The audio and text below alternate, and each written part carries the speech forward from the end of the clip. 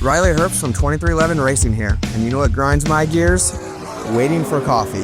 But instead of counting frappes and lattes, I fire up Chumba Casino. No apps, no fuss, just fun social casino games to pass the time.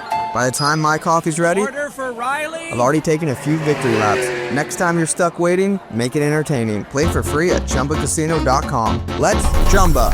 Sponsored by Chumba Casino. No purchase necessary. VGW Group. Void where prohibited by law. 21 plus. Terms and conditions apply. Welcome to the Deep Dive. Today, we're plunging into really one of the most talked about legal cases of the year, the federal criminal trial of Sean Diddy Combs. Our mission for this deep dive is to unpack the complex verdict, understand the charges, and explore the far-reaching implications, giving you a comprehensive understanding of what just happened. Yeah, absolutely. We've been watching weeks of pretty intense testimony, the intricate details of the charges, and then that jury's final decision on Wednesday, July 2, 2025, right there in Manhattan Federal Court. You've probably seen the headlines, but we're going to try and go beyond them, really dig into the nuance of what actually transpired. Okay, let's unpack this. The legal saga for Sean Combs, I mean, for many people, it really seemed to start unfolding with that bombshell civil lawsuit. Can you walk us through how that initial filing, and especially how quickly it was settled, sort of acted as a catalyst? Right, that swift escalation, it just immediately broadened the scope. What's crucial here, I think, is understanding how fast a civil matter turned into a full-blown federal criminal investigation. So, back in November 2023, Cassie Ventura Combs' former long-term partner, she filed the civil lawsuit. It had really graphic accusations, sexual abuse, physical violence, coercive control, spanning like a decade. Wow, okay. And then almost immediately, that lawsuit was settled out of court, like within 24 hours. Now, while a lot of people saw that as maybe an attempt to contain the crisis, you could argue it actually had the opposite effect. Right. How so? Well, it seems like Ventura's action kind of emboldened others. Yeah. Because over the next few months, you saw this cascade of civil lawsuits popping up. More allegations, sexual assault, harassment, even systematic human trafficking, forced drug use, these explicit freak-off parties people talked about. So it's quite a leap, though, from a quickly settled civil suit to, federal agents raiding his homes. What really pushed it into the criminal investigation territory? Yeah, it was the sheer volume, I think, and the really serious nature of those civil claims that truly caught the attention of federal authorities. So then by March 2024, you had Homeland Security investigations, HSI, agents executing these very public search warrants, Combs' places in LA and Miami. I remember seeing that footage. It was everywhere. Exactly. Viral videos, federal agents swarming the properties. I mean, that's a pretty clear signal, right? A serious criminal investigation is underway. Then, fast forward to September 2024, a federal grand jury unseals a multi-count indictment against Combs. And then, just weeks before the trial was set to start, April 2025, prosecutors filed what's called a superseding indictment. That brought the total counts to 5. Combs, naturally, through his legal team, Mark Agnifilo, Christina Coram pleaded not guilty to everything. Okay, so let's zero in on those charges because they were heavy hitters. For someone like Diddy facing a racketeering charge under ICO, that must have been huge. Let's really break down what ICO actually means here.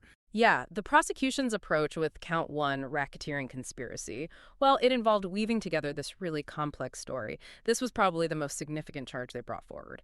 Because RICO, it's different. It doesn't just target one crime. It's designed to dismantle an entire criminal enterprise by proving a pattern of these predicate acts underlying serious crimes like, sex trafficking, drug dealing, extortion, things like that. So it's about the whole operation, not just isolated incidents. Precisely. And the very fact they chose to use RICO, I mean, this is a law historically used against, like, the mafia. It really tells you what the prosecution was aiming for. They wanted to portray Combs not just as, someone who allegedly committed crimes, but as the head of this whole criminal machine. But choosing RICO also meant they set a really high bar for themselves proof-wise, and the stakes, immense. We're talking potential life in prison, huge asset forfeiture. Okay, so beyond the massive RICO charge, what else was he facing? Right. So beyond RICO, there were 2 counts of sex trafficking by force, fraud, or coercion. These came directly from allegations made by Cassandra Ventura and another woman identified just as Jane. Now, sex trafficking law, basically, it prohibits making someone engage in commercial sex acts using force, fraud, or coercion. A conviction there carries a mandatory minimum sentence, 15 years, and it could go up to life. 15 years minimum. Wow. And then finally, there were 2 counts of transportation to engage in prostitution. These are violations of the Mann Act. These also involve Cassandra Ventura and Jane. The Mann Act, it's formally called the White Slave Traffic Act, but basically it makes it a federal crime to transport someone across state lines or international borders for any immoral purpose, which includes prostitution. A conviction on those counts carries a maximum of 10 years in prison per count. Okay, so 7 weeks of trial. Intense proceedings, you mentioned graphic testimony. How did the prosecution actually try to prove all this? And what was the defense strategy against such serious charges? Yeah, the Diddy trial, it was definitely one of the most closely watched cases of 2025.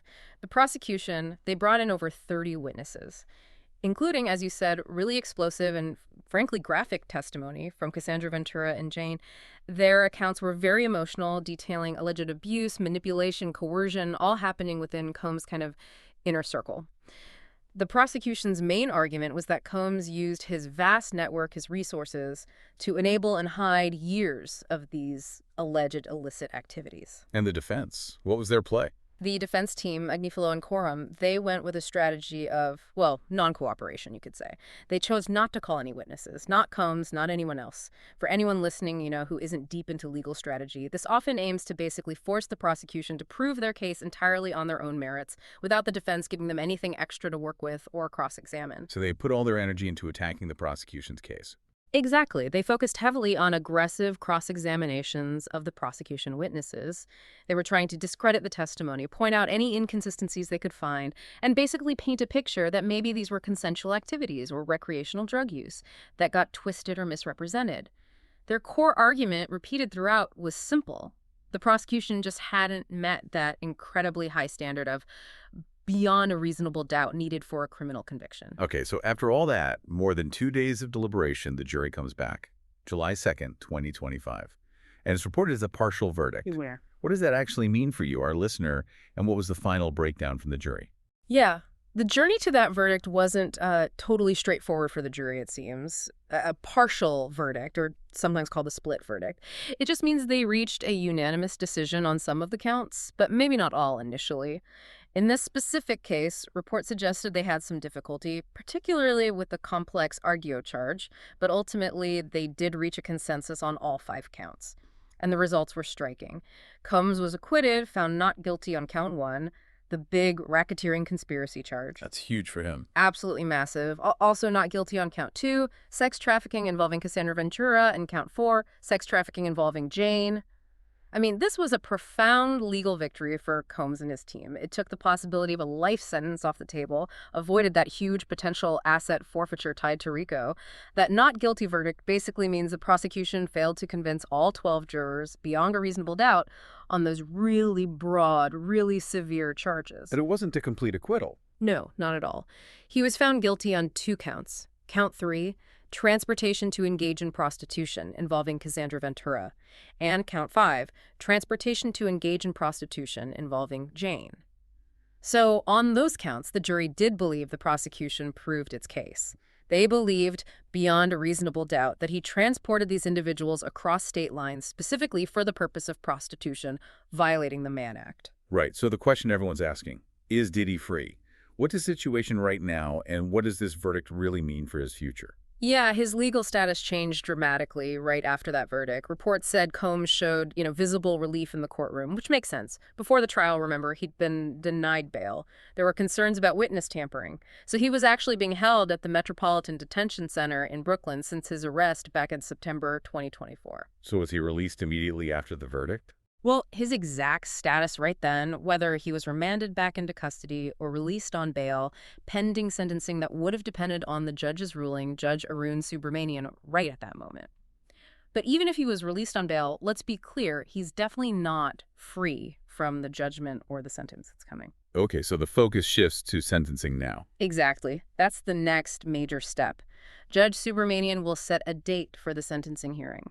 For each of those Mann Act convictions, the maximum sentence is 10 years in prison. Importantly, there's no mandatory minimum sentence for the Mann Act. So the judge has a lot of discretion. A fair amount, yes.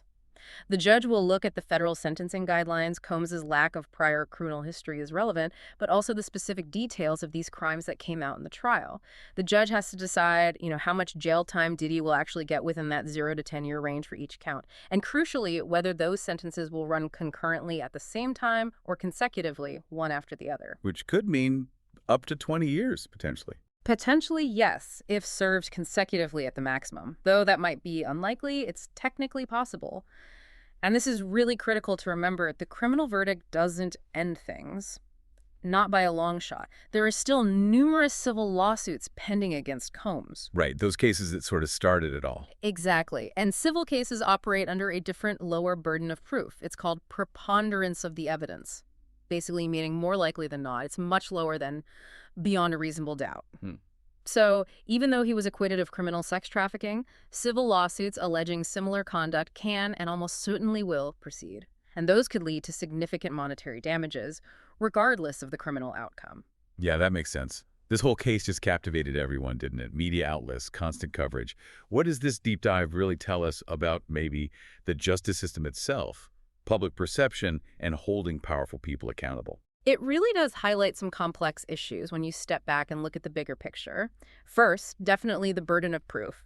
This split verdict, it just throws into sharp relief that huge difference between, widespread public allegations fueled by lots of civil suits and what it actually takes to prove a criminal case, especially complex ones like RICO, beyond a reasonable doubt against a well-defended individual. It's a real lesson in those different standards. Yeah, the legal bar is just so high. It really is. Second, there's that potential disconnect between public perception and the legal outcome.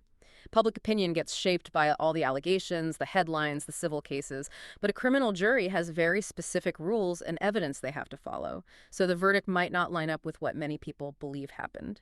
And third, power and accountability. The trial really put under a microscope the extent to which really powerful figures like Sean Combs, immense wealth, influence, huge networks, can they be held accountable for things allegedly happening within those networks? I think the very fact that he was subjected to such a public criminal trial, regardless of the mixed verdict, is pretty significant in itself. This deep dive really has peeled back the layers on a complicated case. It shows just how intricate the legal system can be, especially with high-profile figures, intense public scrutiny, all of it. That verdict on July 2nd, 2025, it's definitely a pivotal moment. But it's clearly not the final chapter in Sean Diddy Combs' legal story. No, definitely not. His acquittal on those most severe charges, RFU and sex trafficking, that's a huge legal win for him. It saves him from potential life imprisonment, saves his financial empire from being potentially dismantled by RICO. But those two guilty verdicts on the Mann Act counts, they're serious felonies. He is facing a significant prison sentence. And like you said, beyond the criminal side, all those civil lawsuits are still there, looming, promising more legal fights, more public attention for, likely, years. Yeah, the case of Sean Diddy Combs, it's become this really compelling and often, frankly, disturbing story. It kind of encapsulates so many complex themes: fame, power, alleged abuse, accountability, all playing out right now in the 21st century. So for you, our listener, maybe here's something to think about as we wrap up. How might those different burdens of proof, the high bar in criminal court versus the lower bar in civil court, continue to shape the narrative? And maybe even the legacy of figures like Sean Combs long after the criminal courts have had their say. Hello, it is Ryan, and we could all use an extra bright spot in our day, couldn't we? Just to make up for things like sitting in traffic, doing the dishes, counting your steps, all the mundane stuff. That is why I'm such a big fan of Chumba Casino. Chumba Casino has all your favorite social casino-style games that you can play for free anytime, anywhere with daily bonuses. So sign up now at ChumbaCasino.com. That's ChumbaCasino.com.